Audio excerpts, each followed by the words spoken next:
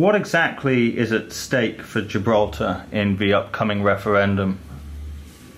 Well, as much as the United Kingdom has at stake in this referendum, Gibraltar has at stake in this referendum. Continued membership of the European Union for Gibraltar depends on the United Kingdom's continued membership of the EU. And that's why the Prime Minister agreed to my request that the people of Gibraltar, who are European citizens, British citizens, resident in Gibraltar and therefore in the European Union and in the European continent, should be able to vote in this referendum. How many people live in Gibraltar? How many voters are there? So there are 32,000 people living in Gibraltar, and 23,000 of those will make up those eligible to vote in Gibraltar in the EU referendum.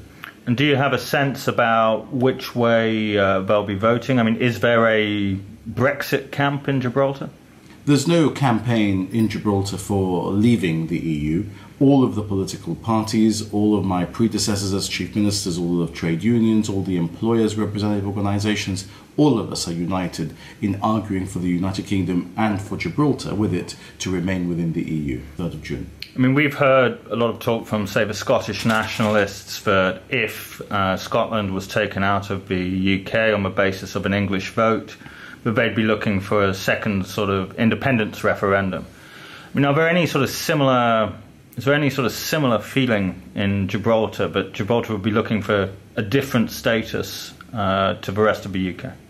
The British people of Gibraltar feel exactly that, British and Gibraltarian, and the result of the EU referendum is not going to change that.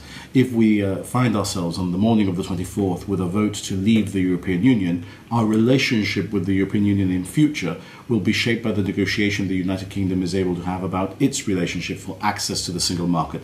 But it's not going to change our Britishness, and it's not going to stop the Union Jack from flying over the rock. I'm just trying to get a sense of how important EU membership is to the everyday lives of a normal Gibraltarian. I mean, is there a sort of any sort of practical impact which you could sort of foresee an immediate negative, if you like, just in day-to-day lives, even if it's nipping over to Spain to go to the shops? Let me give you two examples of how leaving the EU might impact a Gibraltarian's life on a normal day. First of all, jobs are at stake. If we can't sell services into the single market in 520 million people, then our financial services might suffer. Our ability to sell other services into the EU, online gaming services, for example, might suffer. The ability, as you say, to pop over, to see relatives, to shop, or for people to pop into Gibraltar as tourists, or for 10,000 people to cross into Gibraltar to work in our economy every day, all of that is at stake. In particular, if the position taken is the position which the current caretaker foreign minister of Spain has espoused already, that Gibraltar would need to accept joint sovereignty with Spain to continue to have access to the single market. I can tell him the answer to that today. We're never going to accept joint sovereignty as a price for anything. We're never going to be blackmailed. So that's what's at stake for Gibraltar. We've seen from a lot of, from Vote Leave, from Leave EU, Grassroots Out, there's a lot of posturing, basically, patriotic posturing. I mean, do you have a message for people like UKIP, Yes, who sort of claim to put the love of country above everything else?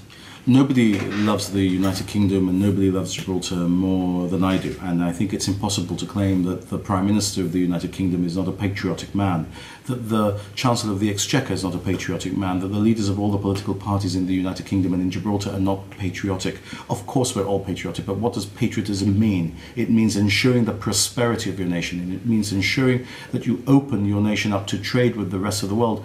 For goodness sake, the British Empire was based on trading with the world, and here we are today as part of the largest trading bloc in the world, about to do deals with other large trading blocs which will expand our ability to sell into a huge market. And there are people saying that we are not patriotic. How dare they? I ask them to, once again, descend to particulars and explain to us how they will ensure the prosperity of the United Kingdom, the nations that make it up, and the nation of Gibraltar on the morning of the 24th if they've persuaded people to make a decision to leave the European Union. What would be your message to institutions like the European Commission or the European Council? I mean, there must be a reason why there's been this rise in Euroscepticism across Europe. I mean, is it because they're doing something wrong? I mean, why is there this trend across Europe? Look, I think it's very clear that the European institutions have disaffected people. They are not connected to people. They are too bureaucratic. They need to be much more open to the European citizen. Of course, I understand why Euroscepticism has risen in Britain. I don't think you'll find many politicians, even those of us who are arguing to remain within the European Union after the 23rd, that do not have a healthy dose of Euroscepticism about us these days. It's important for the EU to reform. It's important that the EU be made more competitive, that it be more connected to its people. And I think the Prime Minister has led on starting that process with some of the reforms that we're seeing. That should only be the beginning. People need to feel connected to the institutions that represent them. If you look at a place like the United States of America, for example, with a Senate and a Congress that are directly elected and a president that is directly elected, I think if we want to see ourselves working in a way that is not a United States of Europe, but in a way that is more representative, then we need to move away from a Europe of appointments at the top to a Europe of direct election at the top. That is hugely important, so the people who sit in these institutions, who may do a good job, are directly connected to the people who they do the job for.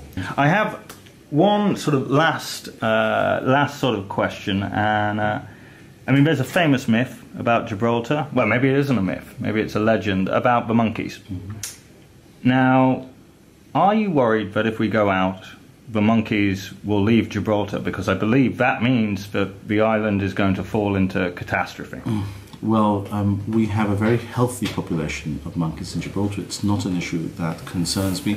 But there's a little fact that you might not be aware of and that your viewers might not be aware of. It's that the government of Gibraltar has a reserve fund for ape Viagra to make sure that the consequences of the apes leaving Gibraltar never visits us. So they're safe, Brexit or no Brexit. And Gibraltar will always be British.